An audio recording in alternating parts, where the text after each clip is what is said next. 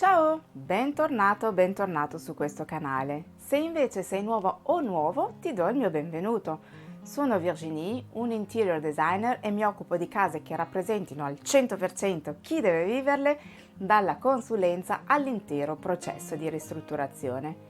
In questo canale affronterò il tema casa, cercando di darti suggerimenti utili affinché tu possa avere la casa dei tuoi sogni, una casa che ti rappresenti nel profondo e dove ti sentirai sempre a tuo agio. Oggi vorrei tornare sul discorso homestaging, partendo dai numeri presentati pochi giorni fa dalle due associazioni di categoria. Prima di cominciare però, se ami di tutto quello che riguarda l'argomento casa, ricordati di iscriverti al mio canale per avere altre informazioni su questo tema. Metti un bel like al video e partiamo!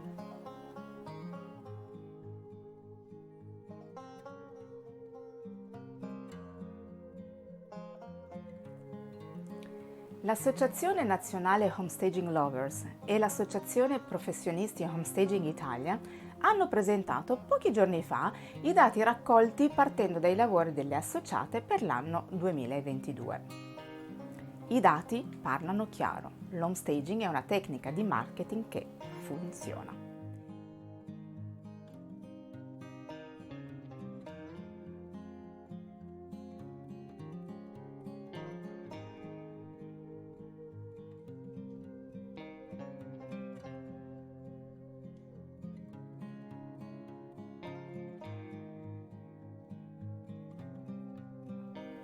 E come puoi vedere, benché nasca come metodo per facilitare la vendita delle case, viene ormai usato con successo anche per le locazioni brevi e lunghe.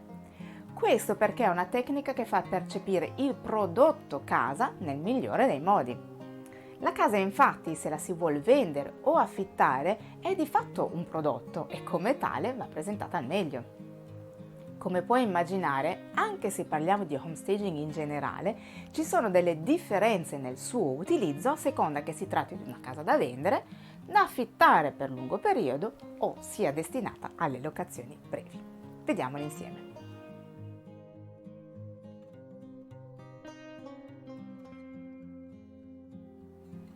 Per quanto riguarda le case da vendere, ci si possono presentare tre situazioni: casa vuota, arredata ma disabitata, abitata. In tutti e tre i casi le case, neanche a dirlo, dovranno essere pulite e possibilmente imbiancate.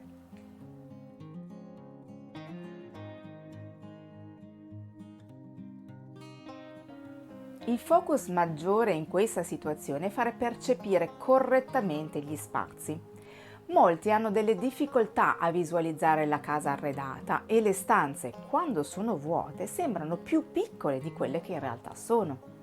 È necessario quindi, con mobili più o meno veri, fare vedere le potenzialità della casa.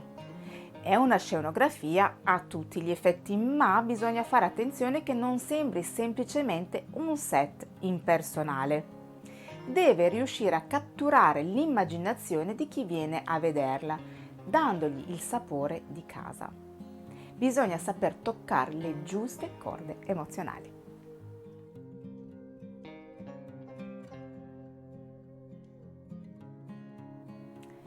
Il focus resta sempre quello di far percepire le potenzialità della casa facendo percepire gli spazi. Rispetto alla situazione precedente si potrebbe essere agevolati perché alcuni mobili sono già presenti. È molto probabile però che si debba scartare qualche mobile e aggiungerne altri più essenziali e neutri. Anche qui si deve dare il sapore di casa per smuovere quelle emozioni che facciano desiderare di vivere lì.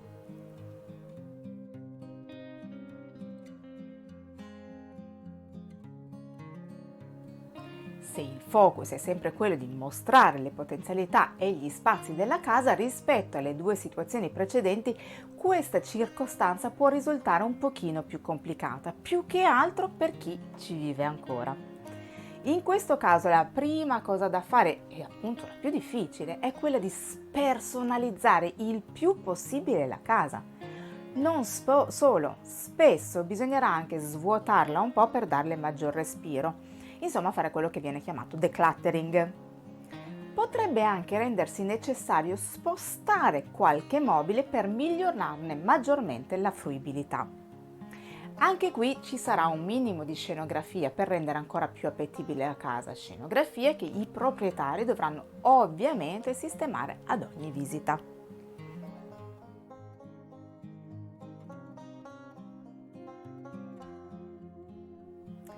Per le case da mettere in locazione a lungo termine potremmo trovare due situazioni: l'alloggio vuoto e l'alloggio arredato o parzialmente arredato.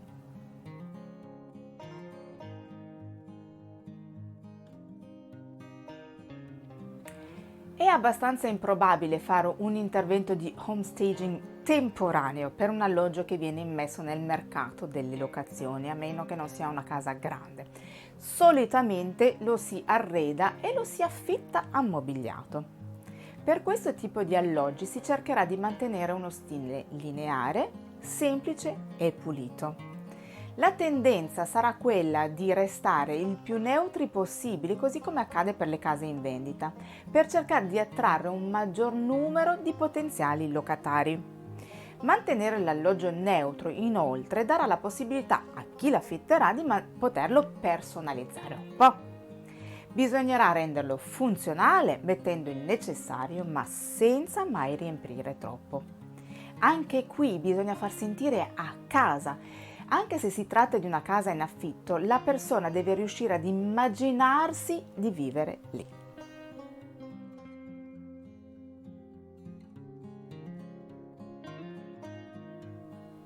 Questi alloggi spesso derivano da eredità e si trovano magari degli arredi troppo classici, oppure negli anni si sono messi mobili di stili completamente diversi. L'intervento di homestaging serve ad armonizzare e modernizzare questi alloggi per renderli più appetibili. Ovviamente si cerca solitamente di mantenere il più possibile e sostituire solo quello che è davvero poco funzionale, rotto o di troppo. Di nuovo, anche qui si cercherà di restare il più lineare, pulito e neutro possibile, e ancora si farà sempre in modo di dare quella sensazione di sentirsi a casa.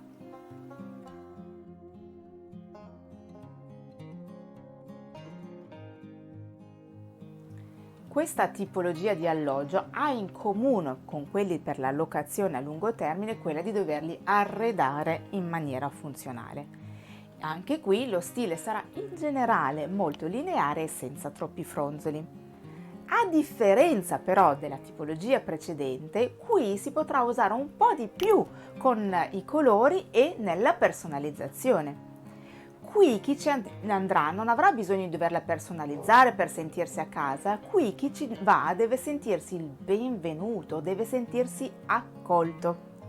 L'intervento qui è più simile a quello di interior design perché si cercherà di dare una certa connotazione, un certo carattere all'appartamento.